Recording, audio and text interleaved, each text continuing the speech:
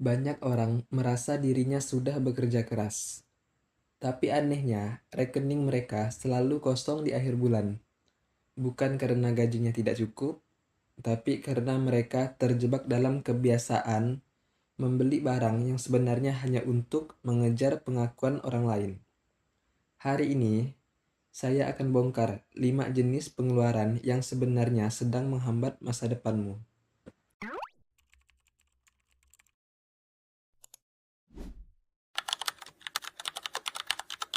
Kesalahan pertama, membeli handphone baru tanpa tujuan yang jelas.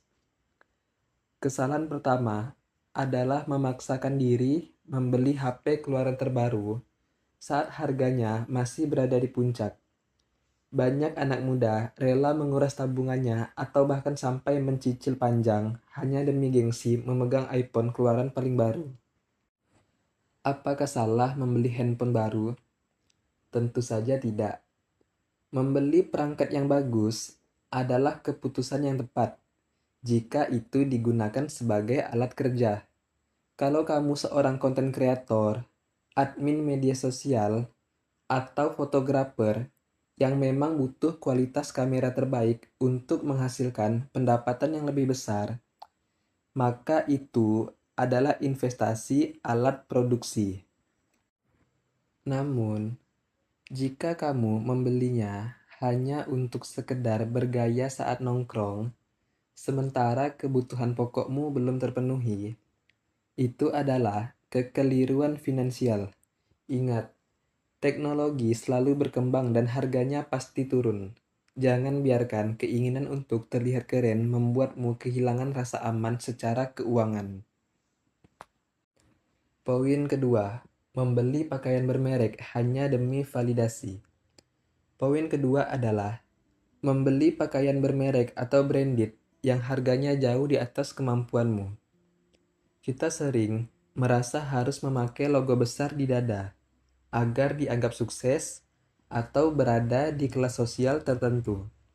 Masalahnya, banyak sekali orang yang sampai memaksakan diri hanya untuk membeli pakaian baru yang branded, padahal uangnya pas-pasan.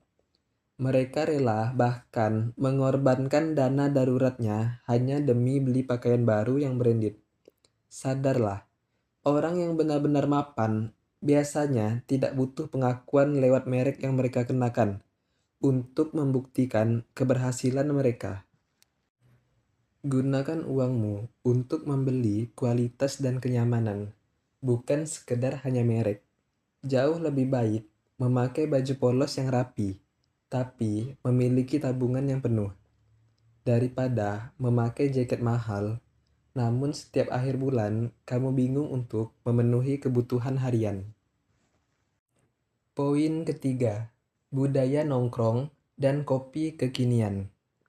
Poin ketiga adalah kebiasaan nongkrong di coffee shop atau cafe hampir setiap malam. Kalian pasti punya teman yang melakukan hal ini juga.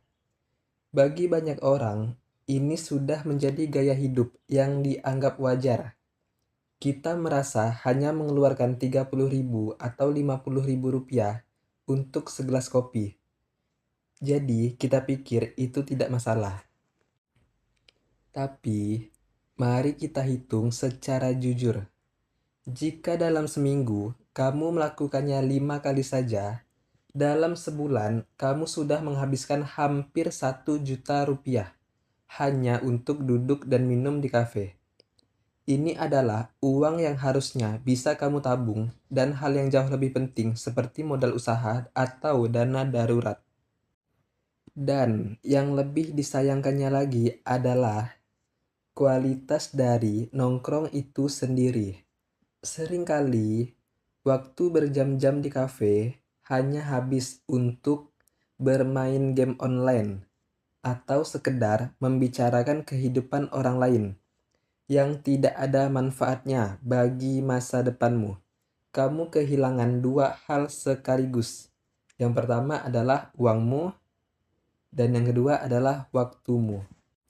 Sebenarnya, nongkrong bersama teman itu juga penting dilakukan untuk hal bersosialisasi.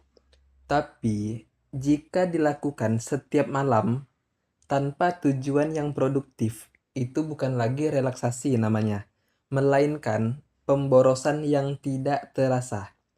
Belajarlah untuk membatasi diri. Jangan sampai uangmu habis mengalir ke gelas-gelas kopi tersebut.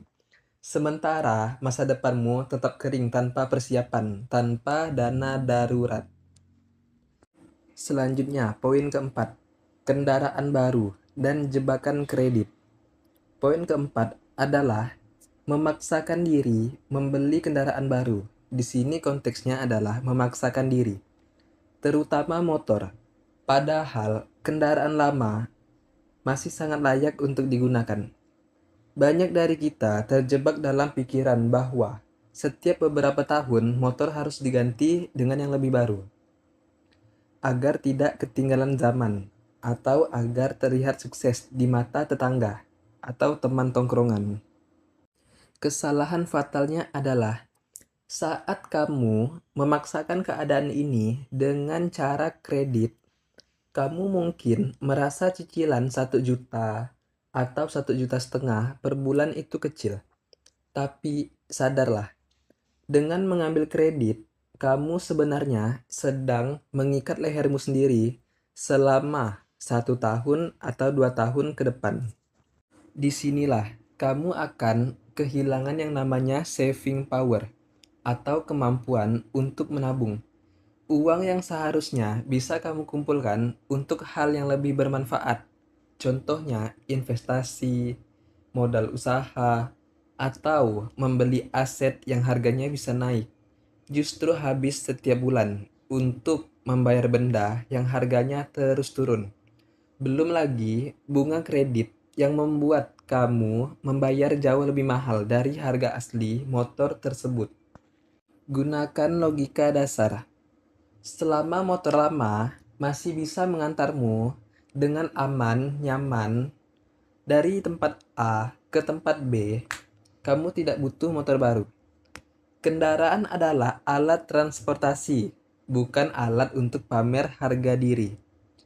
Jangan korbankan kemampuanmu untuk membangun kekayaan di masa depan hanya demi aroma motor baru yang nilainya akan menyusut begitu keluar dari dealer. Yang terakhir, candu top up game.